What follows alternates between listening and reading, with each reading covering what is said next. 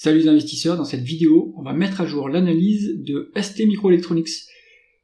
Avant de commencer, je vous rappelle de vous abonner à la chaîne si ce n'est pas déjà fait. Merci. Alors, le cours de l'action de STMicroelectronics, on a bien dévissé depuis les plus hauts de 2023, là on a été divisé par 2, voire plus. Est-ce que c'est le moment de s'intéresser à STMicroelectronics? On regarde ça. En chiffre d'affaires, ça s'est pas amélioré. On est sur une décroissance énorme de 23%. Donc là, qu'est-ce qui s'est passé? Est-ce que on se prend le bas de cycle sur l'automobile auquel est fortement exposé STMicroelectronics? Est-ce qu'on a un changement de périmètre? Est-ce qu'ils ont vendu une partie de leur activité? À voir dans les rapports financiers, donc à vous de faire le taf. Mais ce qu'on voit ici, ça fait peur. Peut-être que c'est ponctuel, dans ce cas-là, la croissance pourra revenir à l'avenir, mais là, ce qu'on voit, c'est que il n'y aura pas de miracle. Si le chiffre d'affaires baisse, le management aura beaucoup de mal à tenir les marges. Et c'est ce qu'on va regarder tout de suite. Alors, l'évolution du taux de marge brute. Voilà, donc décembre 2023, on était à 46,70. Et là, on perd 7 points. On est à 39% sur le taux de marge brute à décembre 2024.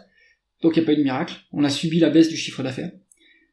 Le taux de marge d'EBITDA suit la baisse du taux de marge brute, donc on n'a pas réussi à compenser avec de l'efficience opérationnelle. De toute façon, c'est très difficile quand le chiffre d'affaires baisse. Et le taux de marge net suit la même trajectoire. Donc toutes les marges en baisse à cause de la baisse du chiffre d'affaires. Comment ça s'explique ça? C'est que on a des coûts fixes, et si on distribue les coûts fixes sur moins de volume vendu, eh bien la marge unitaire est plus basse. Ça, c'est l'effet ciseau. Et donc STMicroelectronics vous en montre un exemple parfait. Donc, activité cyclique, pas de miracle, on n'arrive pas à maintenir les marges. Donc ça, danger. On continue avec la conversion des bénéfices nets en free cash flow. On a les valeurs seulement que jusqu'à septembre 2024, donc on n'a pas le tableau de flux de trésorerie de décembre 2024, on n'a que le bénéfice net ici. Ce qu'on peut dire, c'est que c'est pas qualitatif, à nouveau.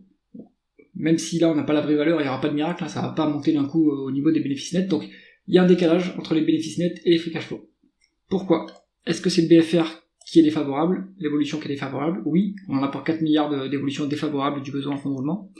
Est-ce qu'il y a une forte dépense en capital? Oui, elle s'est accélérée depuis 2022, donc ça pèse aussi sur les free cash flow. Espérons que ça amène de la croissance future, mais si c'est pas le cas, on aura dépensé inutilement des cash flows qui auraient pu se transformer en free cash flow. Est-ce qu'on a des other non-cash items qui pèsent? Pas vraiment. 500 millions, c'est pas grand-chose. Bon, donc là, pour valoriser l'entreprise, on reste sur les free cash flows qui sont plus bas que les bénéfices nets pour être conservateur. Et ça, c'est s'il n'y a pas de dette. On continue avec la rentabilité opérationnelle de l'entreprise. Il n'y a pas de miracle, elle chute aussi. On est sur 6,5 de rentabilité opérationnelle, ça commence à devenir moyen, alors que la médiane est à 12%. 12%, c'était plutôt pas mal, sachant que la croissance, elle est en médiane à 7%, donc ça veut dire qu'on pouvait s'autofinancer. Là, on a une décroissance, donc pas de problème, on n'a pas besoin d'autofinancer, mais comme c'est cyclique, il y aura bien la croissance finira bien par repartir. Si la rentabilité ne suit pas, on va devoir s'endetter pour financer la croissance. Donc là, danger supplémentaire. L'endettement du groupe, on est sur la trésorerie nette, donc ça au moins on est rassuré sur la qualité du bilan, sur la solidité du bilan. Si il faut piocher dans la trésorerie, on a de quoi faire pour alimenter la croissance, donc ça c'est plutôt positif. Est-ce que l'actionnaire est bien traité sur cette entreprise? On est sur un rendement du dividende qui représente que la moitié des free cash flow, donc ça c'est plutôt sain. Les free cash flow sont en train de baisser. Donc le dividende, il va devoir baisser aussi parce que on va pas payer un dividende en s'endettant, ou alors ponctuellement c'est possible, mais que si on est sûr et certain que la croissance des free cash flow reprendra. Donc là, si on veut être conservateur, on se met en médiane de free cash flow. La médiane c'est 800 millions. On a quand même largement de quoi verser ce dividende qui a 260 millions, qui représente un rendement pas si élevé que ça, de toute façon, qui a 1,5, quelque chose comme ça. On n'est pas, on est sur un dividende qui a finalement pas trop d'intérêt, mais qui a le mérite d'exister. Il y a de la dilution, en revanche, et ça c'est pas bon, mais c'est pas une énorme dilution non plus, donc ça va être de l'actionnariat salarié. ou des stock options pour les dirigeants, donc rien de bien violent. On aurait d'ailleurs les free cash flow pour compenser cette dilution, mais on ne le fait pas, le management ne le fait pas. Le rendement de l'actionnaire est à 1,44%, donc c'est pas, on n'est pas sur ST Microelectronics pour son dividende qui n'est pas de toute façon très élevé et qui n'est peut-être pas si qualitatif que ça. Si ça reste à ce niveau-là, ça sera bon, mais si le dividende augmente, là le payout ratio va commencer à décoller et ça sera moins bon. On continue avec la valorisation du groupe. On est en cash net, on va se mettre en price to free cash flow. Et là, on est sur 42,7 fois les free cash flow des 12 derniers mois, contre une médiane de 25. Déjà, la médiane est quand même élevée.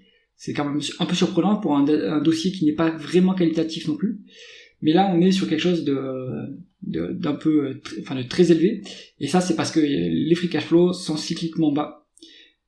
Donc, méfiance sur ST, parce que sur ce multiple-là, on est vraiment pas bon.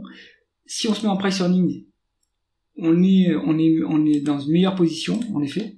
On est sur du 13, on est sur une décote de plus de 50, enfin de 50% à peu près, un peu moins. Mais on est sur une décote en termes de price earnings, mais ces bénéfices nets se convertissent pas en free cash flow. Est-ce que si on se met en valeur d'entreprise sur EBITDA, on est décoté? Oui, on est décoté aussi de presque 50%. Mais c'est pareil, la vérité, à mon avis, dans ce contexte, c'est plutôt les free cash flow. Alors peut-être que on joue le fait que les capex baissent par la suite. On voit que les capex ont accéléré depuis 2022, mais peut-être qu'ils vont diminuer par la suite, donc ça va faire redescendre ce multiple puisque les free cash flow vont remonter.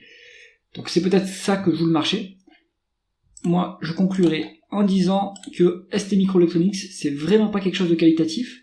Donc attendez que ça devienne plutôt un dossier value pour rentrer dessus, et pour que ça soit un dossier value, il faudrait que d'une part on ait un multiple de price to free cash flow qui soit bien plus bas, moi je dirais peut-être quelque chose comme 10, et puis aussi un rendement des capitaux investis qui soit quand même plus élevé que ça, à un minimum 7-8%, ce qui n'est pas le cas aujourd'hui.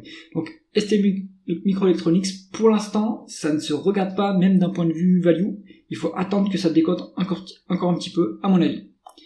C'est tout pour l'analyse. Si vous avez aimé la vidéo, mettez un pouce vers le haut et pensez à vous abonner à la chaîne. À bientôt.